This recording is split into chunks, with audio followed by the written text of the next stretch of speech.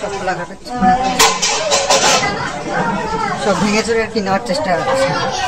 আমাদের যথেষ্ট ধমকেছে, এই যে পুলিশের থেকেও মনে হচ্ছে এনাদেরই বেশি রাজ চলছে এখানে। আমি তো কম্প্রোমাইজ করার জন্য পুরো রেডি, যেটা যেটা তাদের আছে অবশ্যই নেবে, নিশ্চয়ই নেবে, নেবে না কেন? তো আমার গায়ে যখন হাত তুলে। হ্যালো এভরিওয়ান, সকলকে স্বাগত একটা নতুন ভিডিওতে।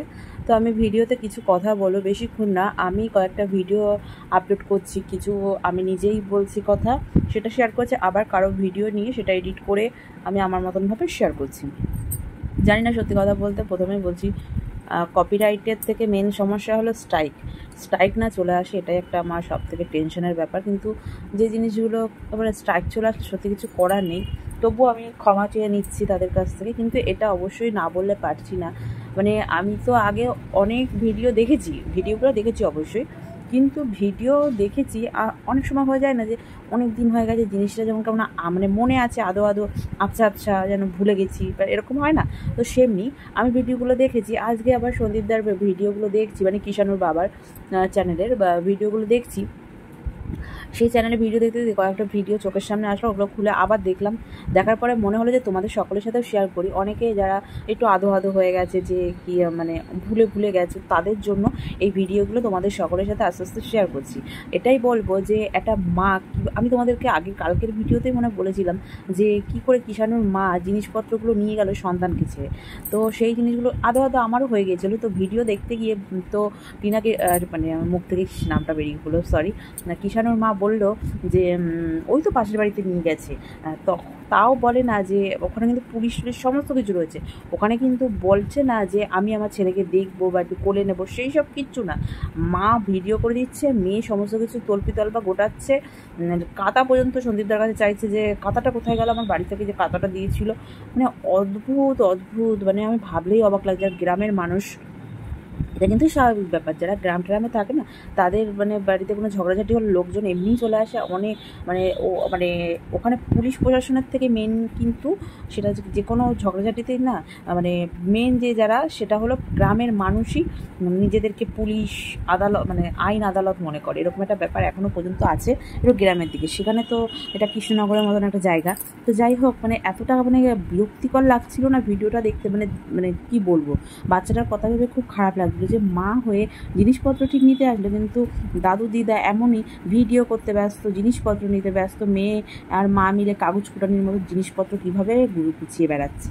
এদিকে বাবা কি সুন্দর জামাই আপ্যায়ন করছে, কলসিটা দিয়ে মানে রীতিমতো জামাইকে মারতে আসছে, জামাই ভিডিও করছে বলে বলছে ভিডিওটা আমি কিন্তু ক্যামেরা ভেঙে দেবো। বাবা বাবা বাবা, সত্যি এই জামাইকেই তো আবার দেখে শুনে নিয়ে বিয়ে দেওয়া হয়েছিল, মানে এই ছেলের সাথে, তখন আর মনে পড়েনি।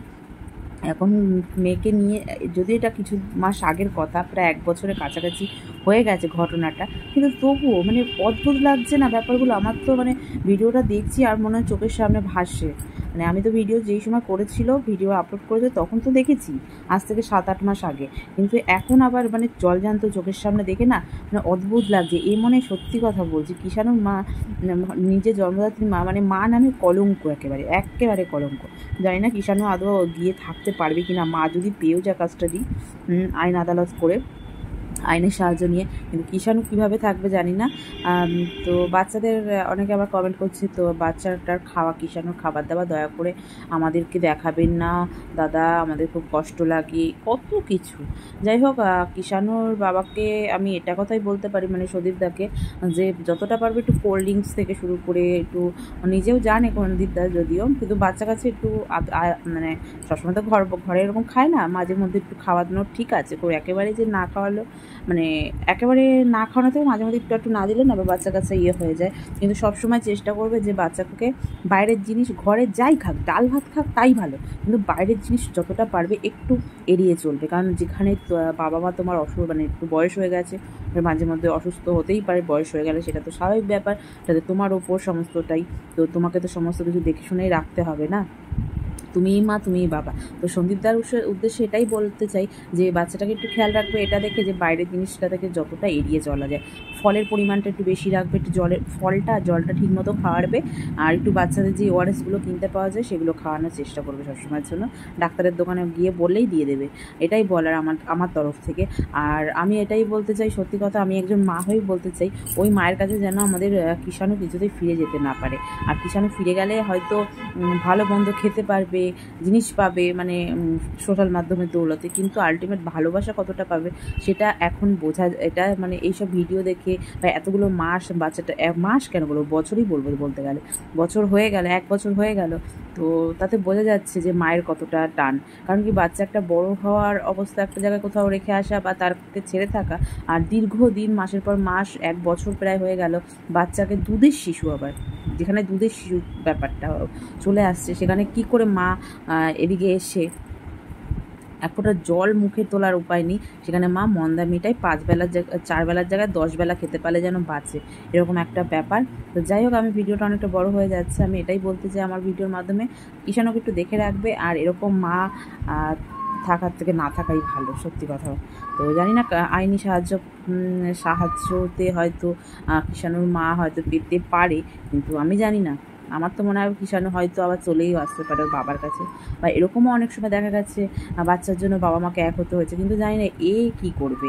এদিকে তো আমাদের কিষাণুর মা বলে দিয়েছে, আর আমি বিয়ে করি না করি এই সংসারে আমি ফিরে যাব না। আরও ভিডিও তোমাদের সকলের সাথে আস্তে আস্তে শেয়ার করবো, তোমরা দেখতে থাকো, আশা করি ভালো লাগবে। এটাই ভাবার একটা চিন্তা, আমার একটা চিন্তাই যে আমার জন্য চ্যানেলে স্ট্রাইক না পড়ে যায়, এটাই একটা টেনশনের ব্যাপার, আর কিচ্ছু না। আর ভিডিওর মাধ্যমে যদি কিছু ভুলভ্রান্তি হয়ে থাকে ক্ষমা করে দিও, কারণ আমি একটু তাড়াহুড়ো যে আমার বাবুসোনা ওই ঘরে আমাকে আবার ডাকাডাকি করছে, তো যাই আমি। তো তোমরা সকলে সুস্থ থেকো, ভালো থেকো, সাবধানে থেকো। কিছু কথা মনে হলো সেটাই তোমাদের সকলের সাথে শেয়ার করলাম, আবার যদি কিছু মনে হয় তখন আবার তোমাদের সকলের সাথে একটা ভিডিওর মাধ্যমে শেয়ার করবো।